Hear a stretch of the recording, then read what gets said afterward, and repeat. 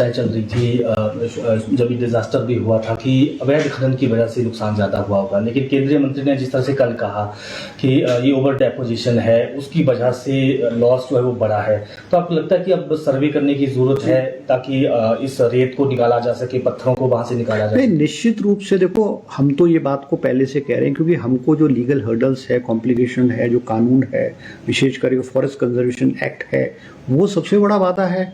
हम सरकार हिमाचल प्रदेश में जो फॉरेस्ट कंजर्वेशन एक्ट है और जो फॉरेस्ट के लोग कहते हैं कि all government waste land is forest land, चाहे वो खाले नाले वो कहीं पे भी हम उठा नहीं सकते।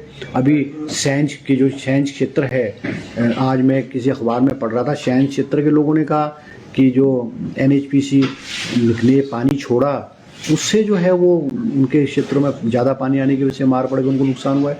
तो अलग अलग क्षेत्रों में, जैसे मैंने कहा कि इलीगल माइनिंग, ठीक है हम मानते हैं इलीगल माइनिंग छुटपुट हर जगह होती है, पहले भी होती है, आज भी हो रही है, मगर वो इलीगल माइनिंग जो है वो केवल और केवल कारण नहीं है। सबसे बड़ा कारण तो डाउनपोर है, बारिश की जो है 3 जुलाई महीने में और कोई 300% जो बारिश ज़्यादा हुई है, और 3-4 दिन जब वो नुकसान हुआ, भारी नुकसान हुआ है, उस वक्त तो आप ये मान के चलो कि 30% ऑफ द रेनफॉल, जितनी पूरी मानसून सीजन में 30% रेनफॉल हुई है।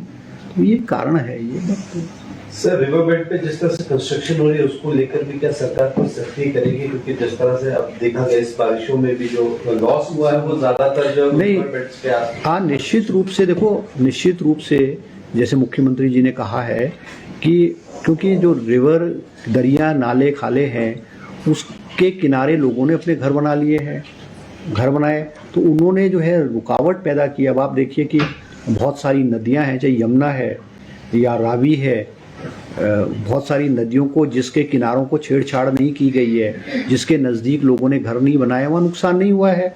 और जिन नदियों में विशेष करके जैसे ब्यास है, ब्यास नदी के किनारे जो कुल्लू, मनाली और मंडी के स्ट्रेच में उसको छेड़ा गया है, लोग जो है वो नदी के जो अंदर घुसने की कोशिश की है।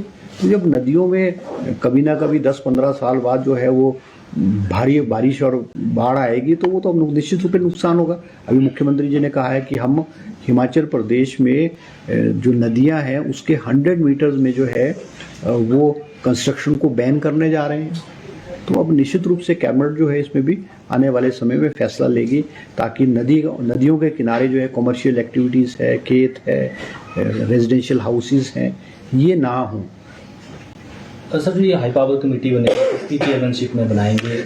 नहीं, अभी तो कौन एक्सपर्ट? अभी तो देखो, अभी तो सिर्फ गडकरी जी ने ये बात कही है और उन्होंने कहा है कि वो IIT मंडी और IIT रुड़की के लोगों को भेजेंगे और साथ में हमारी जो माइनिंग डिपार्टमेंट की टीम्स है वो आकर के सर्वे करेगी उस हिसाब से, जैसे भी जो, क्योंकि इसमें जो टेक्निकल लोगों को हमको इन्वॉल्व करने का होगा और किस तरह से नदी में से हम ये जो है रेत बजरी को निकालेंगे और बीच से कम बीच से तो निकालेंगे।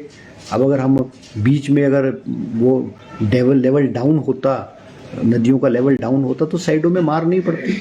अब सारी की सारी नदी जो है वो भर चुकी है। वो पिछले मेरे ख्याल अगर हम 10 साल में अगर लगाएं तो कम से कम वो 10 से 15 मीटर जो है लेवल, नदियों का लेवल जो है वो ऊपर उठ चुका है। और वो जब नदियों का लेवल उठा है तो वो पानी की मार भी जो है साइडों में जो लोग रह रहे हैं उन पर पड़ेगी। तो निश्चित रूप से हमको जो नदी नाले हैं इसमें से रेत, बजरी और पत्थर को निकालना होगा। जैसे गडकरी जी ने कहा कि हम एक ऐसी टेक्नोलॉजी निकालेंगे और इतने स्ट्रॉन्ग रिवर बेड्स के किनारों को बनाएंगे ताकि स्ट्रॉन्गेस्ट से स्ट्रॉन्गेस्ट बाढ़ भी आएगी उसको डैमेज नहीं करेंगे। और ये जो पत्थर है नदियों में, जो बोल्डर्स और पत्थर है, हम उसको इस्तेमाल नेशनल हाईवे को देकर के भी कर सकते हैं।